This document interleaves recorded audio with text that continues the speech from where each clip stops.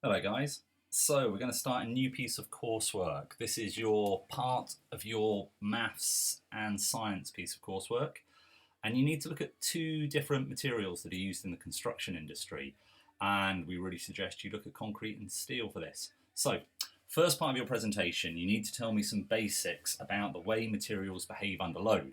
So we're going to look at tension and compression today. Now, remember, when you open the presentation from Google Classroom, it created a copy for you. You don't need to create a copy. You can do if you want, but it's a lot easier if you just use my one and insert the gaps.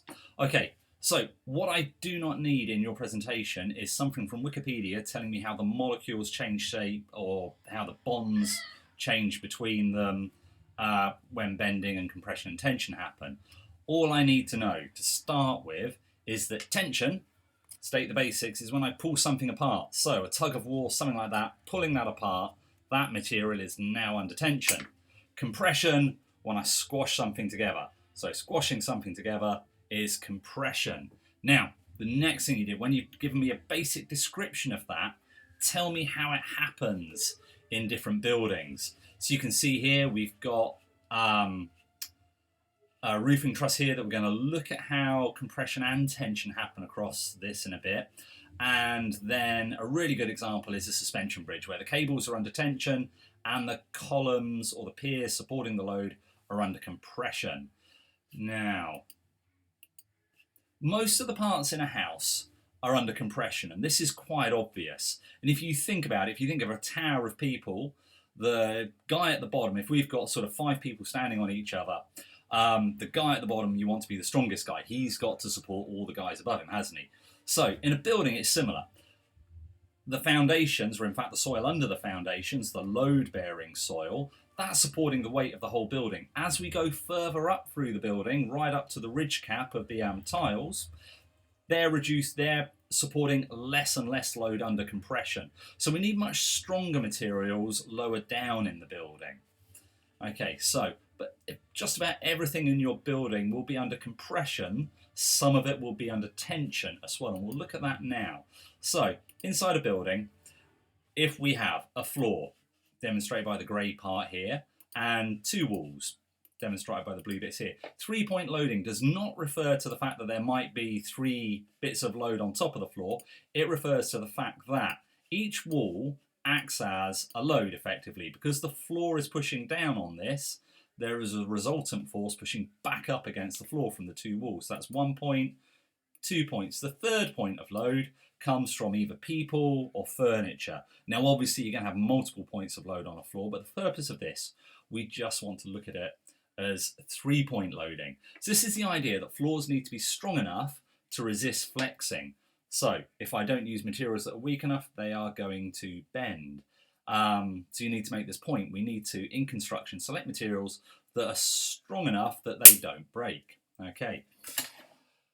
Now, if we look at this in a bit more detail, I'll do a quick experiment to start with. Take your fingers, interlock them like this, and you're going to push them like that. Okay. Now, what you should find across your knuckles, your skin is getting closer together. So if it's moving closer together, it's in compression. Along the bottom, your skin is stretching. So that's in tension. So what we find along a beam that's under 3-point loading is that along the top, you're going to get compression, and along the bottom of the beam, you're going to get tension. So if we look at that here, will this play in my video? Go on, play.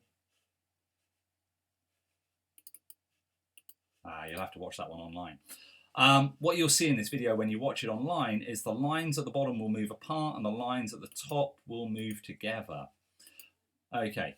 Now, finally, what I need you to do with this part of the presentation is to link it to different types of buildings. Within a domestic house, timber joists are absolutely fine. There's a certain amount of flex, and you need to explain that a certain amount of flex is okay, but over a repeated amount of time, too much flex is going to lead to wear and tear on the building. So that would come in the result of cracks in plasterboards on ceilings and things like that in a domestic house. Now, once we're into a commercial building like a school, a shopping centre, a larger factory building, we need much stronger materials than timber. So you could look at 2 here. We're going to look at these in much more detail later on, but we've got our RSJ here, our rolled steel joist. Very good at resisting flex because of its shape as well as the material it's made out of, but very expensive. This is a thing called an eco joist. This is a bit of a halfway house, so used a lot in larger houses. What it does is it combines sort of two bits of timber with lots of pressed steel sort of triangles on the side here. If you remember from some of your DT lessons, triangles are a really strong shape. So just to recap, what you're explaining to me for the first part of the presentation, compression, tension, you need to explain what bending is, what torsion is, but in your own words, in very simple terms. Do not at this point think you're going to score any higher marks by getting me a very elaborate description from Wikipedia or something like that.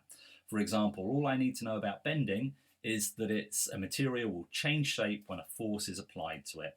In construction, we need to select materials that don't bend excessively or bend within a given tolerance. Okay guys, thank you very much. I'm going to post up a second video as well today.